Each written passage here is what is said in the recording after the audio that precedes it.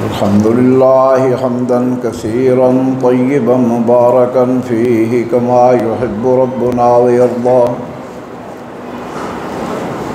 اللهم صل على محمد وعلى آل محمد وبارك وسلم وصل عليه. وأعوذ بالله السميع العليم من الشيطان الرجيم. بسم الله الرحمن الرحيم. يا أيها الناس قد جاءتكم موعظة من ربكم وشفاء لما في الصدور. وقال النبي صلى الله عليه وسلم: أهل القرآن هم أهل الله وخاصة.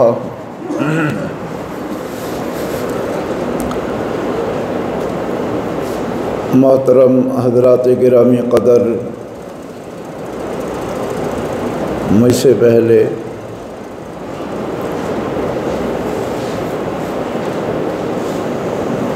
محترم جناب پروفیسر ڈاکٹر عبدالرزاق صاحب بڑا فصیح و بلیغ اور بڑا پرجوش خطاب فرما رہے تھے.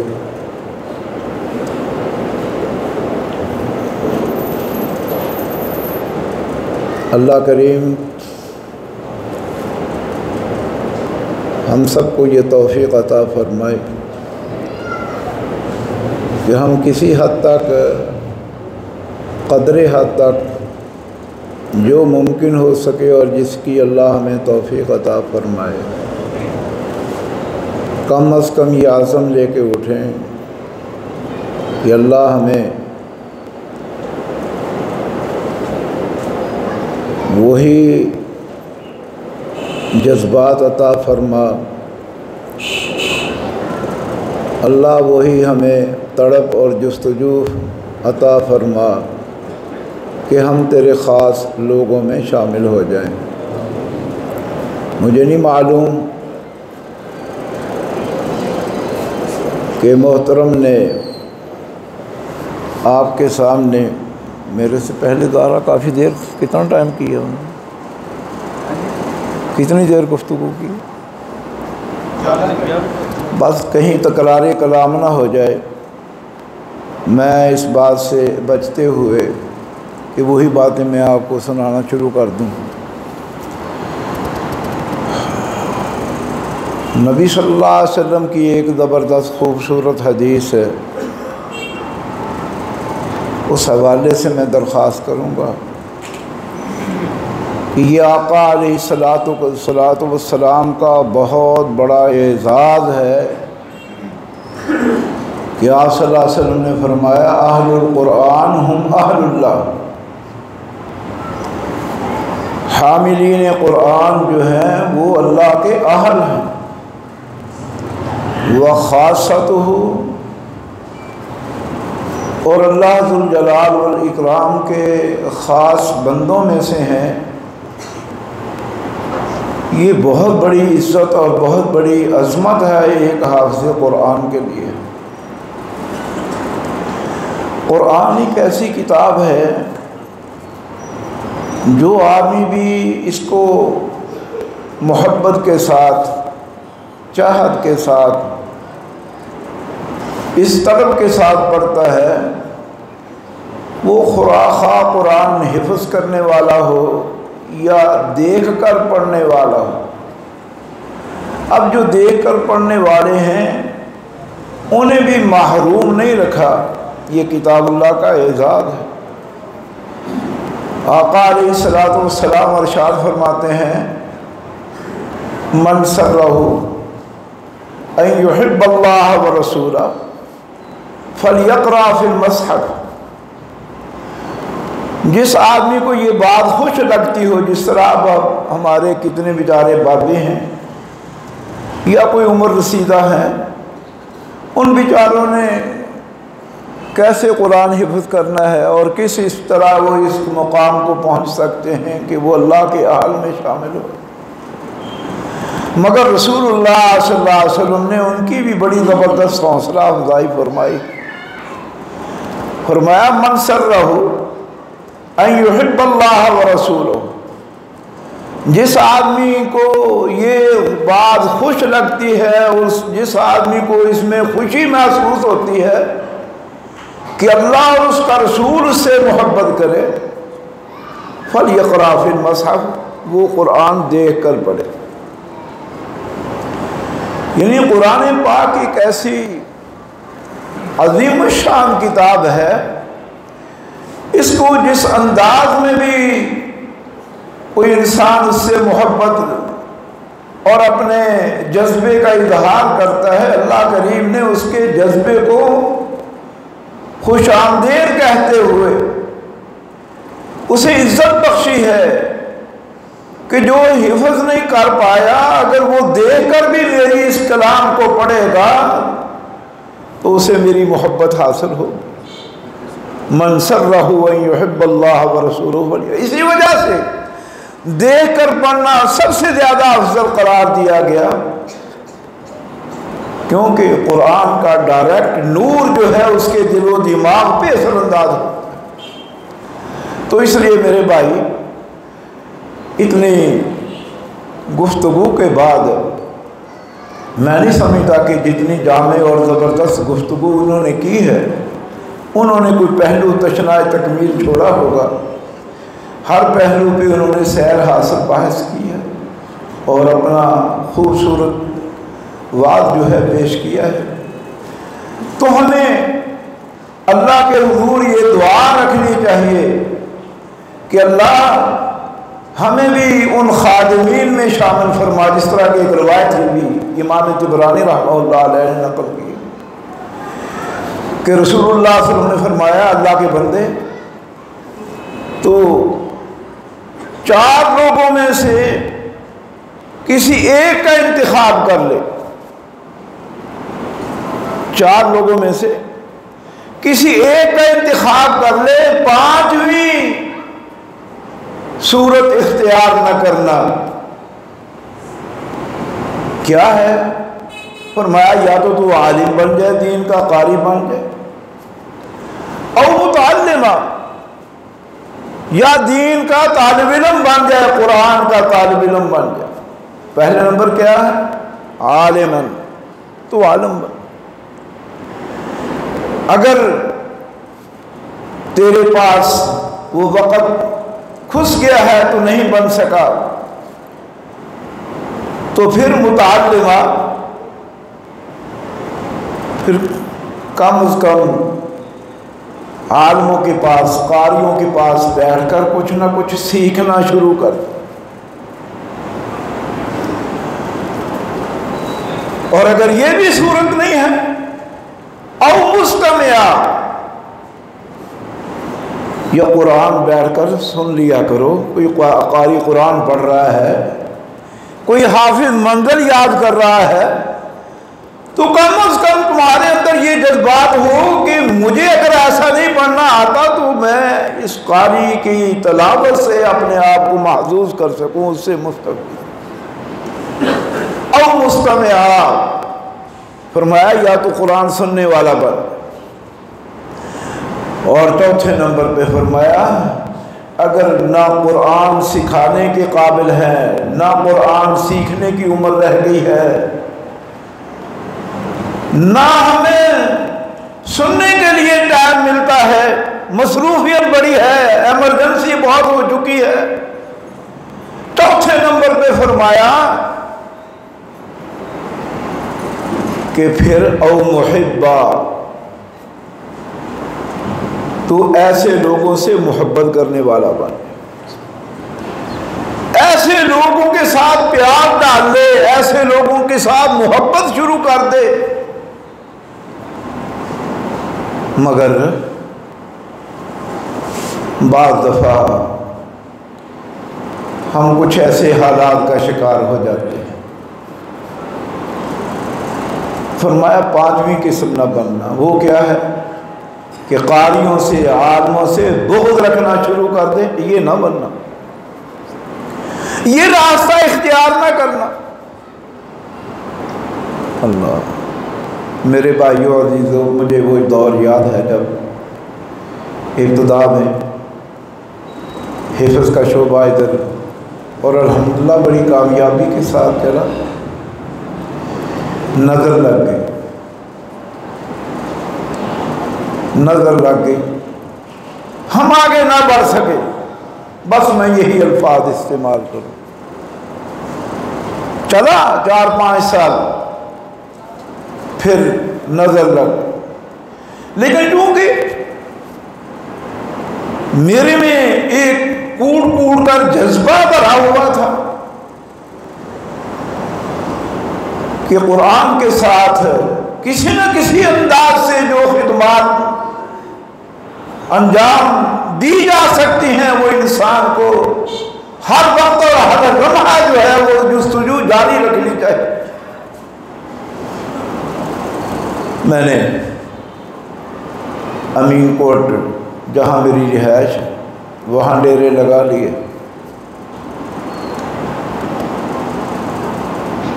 اور 10 سال سے باقاعدہ الحمدللہ یہ شعبہ 10ویں سال کو پہنچا ہے، اور 125 سے زائد طلباء قرآن کے حافظ اس وقت پڑھ رہے ہیں۔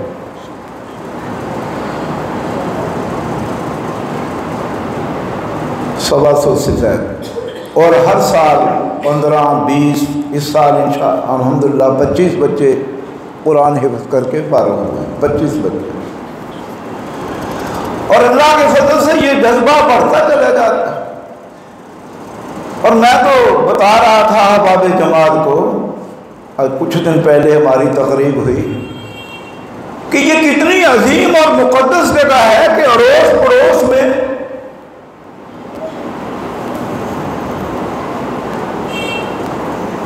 ہر گھر سے ہی، ہر گھر نہ سے ہی تو ہر تیسرے چوتھے گھر میں اللہ کے فضل سے قرآن کا قاری اور قرآن کا حافظ۔ اور یہ مسجد کتنی مقدس ہوگی کہ جہاں لاکھوں کیا کروڑوں کے حساب کے سے اللہ کے فرشتوں کا نزول ہوتا ہے، جس مسجد میں صبح سے لے کر شام تک 100-150 بچہ حفظ کر رہا ہو، اللہ ذوالجلال والاکرام کی وہ جگہ کتنی عظیم ہوگی۔ آئیے، میں اسی جذبے کو تازہ کرنے کے لیے مجھے بار بار کہا، آج حالانکہ میں فارغ نہیں تھا، لیکن میں نے اپنے پروگرام کو دائیں بائیں کر کے پھر مجھے بتایا گیا کہ ہری ہے شاخ تمنا ابھی جلی تو نہیں، دبی ہے آگ جگر کی ابھی بجھی تو نہیں۔ ابھی ہم خوشی محسوس ہو رہی ہے کہ شکر ہے وہ جڑیں ابھی کچھ نہ کچھ زمین بوجھ تھی، ان جڑوں کو اللہ کریم نے پھر آبیاری بخشی ہے، اور ایسا اللہ کریم نے ایسے افراد، ایسے حضرات پیدا کی جو دوبارہ اس شاخ کو پانی دینے کے لیے پھر عزم نو کے طور پہ میدان میں آئے۔ میں دعا کروں گا اور میں آپ سے درخواست کروں گا، عالماً او متعلماً او مستمعاً او محبا، حاکم نہ بننا،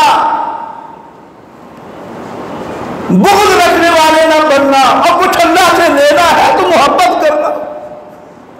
انما الاعمال بالنیات، ہر انسان نے اپنی نیت کا بدلہ لینا، اللہ سے جزا لینی ہے، اللہ کی قسم ہے۔ اچھی نیت کے ساتھ ہم سفر بنو گے، اللہ کریم سے اجر پالو گے، اور نیت بری کے ساتھ اندر ہی اندر جلتے رہو گے تو پتہ نہیں کہاں جل جاؤ گے۔ اللہ کی قسم یہ بڑا خطرناک سفر ہوتا ہے انسان کا، جو آدمی اہل علم سے مخالفت شروع کر دے اور بغاوت شروع کر دے، اور اس سے یہ بہت خطرناک ترین سفر ہوتا ہے۔ اللہ کریم نے ان لوگوں کو اہل اللہ قرار دیا ہے، اور ہمیں یہی دیکھنا چاہیے، یہ خاص اللہ ذوالجلال والاکرام کی مخلوق کا حصہ ہے، اور یہ بہت بڑا ادا۔ اور جو آدمی اخلاص کے ساتھ بڑھتا چلا جائے اللہ ذوالجلال اس کے راستے کھولتے چلے جاتے ہیں۔ اور مجھے یہاں سے یہ تجربہ تھا، اللہ کی قسم ہے، میں نے جب بھی مسجد کا کوئی پہلو کسی حصے پہ کام شروع کیا، بعض دفعہ میرے پاس اتنے پیسے نہیں ہوتے تھے اور تھوڑے بہت پیسے ہونے کام شروع کر لے، لیکن اس وقت میں پیچھے ہٹتا جب وہ اب یہی کمرے جب شروع کیے تھے، میں عمرہ کر کے غالباً آیا تھا، مجھے یاد ہے، لیکن میں عزم جوان کے ساتھ آیا تھا اللہ کے گھر سے کہ میں نے یہ کام کرنا ہے۔ یقین جانیے میرے پاس کوئی، مجھے وہ ہنسا یاد نہیں ہے، لیکن مجھے معمول نہیں تھا، اور ادھر سے ایک میرے عزیز نوجوان کوئی جاپان سے آئے تھے، وہ میرے لیے فرشتے بن گئے۔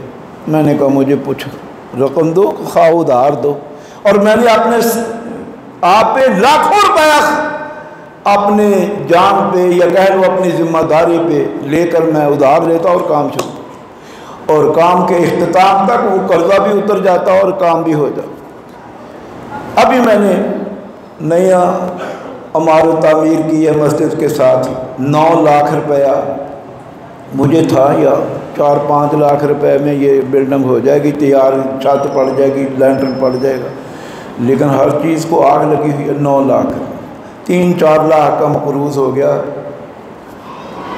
اور میں نے یہ ساری اپنی ذمہ داری، اور آج الحمدللہ ادھر آنے تک میں 3 لاکھ اور اوپر خرچ کر چکا ہوں، اور میرا قرضہ بھی اتر گیا ہے، اور میری بلڈنگ بھی تیار ہو گئی ہے۔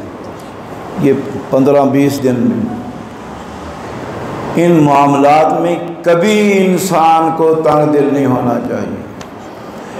یہ ادارے، یہ مساجد، یہ مدارس، یہ اللہ کے قلعے ہیں، دین کے قلعے ہیں، ان کے ہم اگر محافظ بنیں گے، ان کے معمار بنیں گے، ان کے معاون بنیں گے، تو ہم بھی کچھ نہ کچھ، وہ پنجابی میں کہتے ہیں ہمیں بھی کچھ نہ کچھ جونگا مل جائے گا، ہمیں کچھ نہ کچھ جونگا مل جائے گا، اور اللہ کی قسم اللہ عطا فرمائے گا۔ اور دنیا میں بعض دفعہ انسان محسوس کرتا ہے اللہ عطا کرتا ہے۔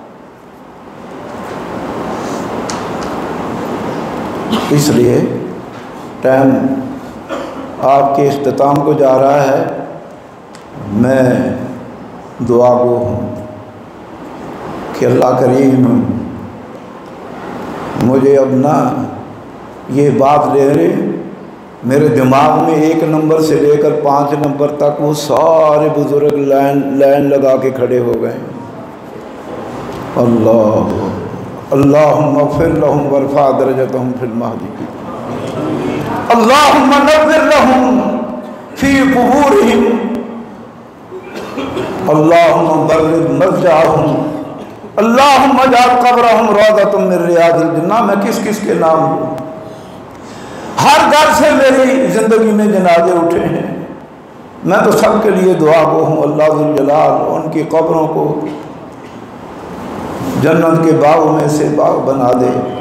ان لوگوں کا اخلاص تھا اور آج تک ہم خدا کی قسم اسی ڈگر پہ کسی طرح چل رہے ہیں، یہ ان کی دعاؤں کا نتیجہ ہے کہ آج تک ہم اسی راستے پہ کسی نہ کسی انداز میں گامزن ہیں۔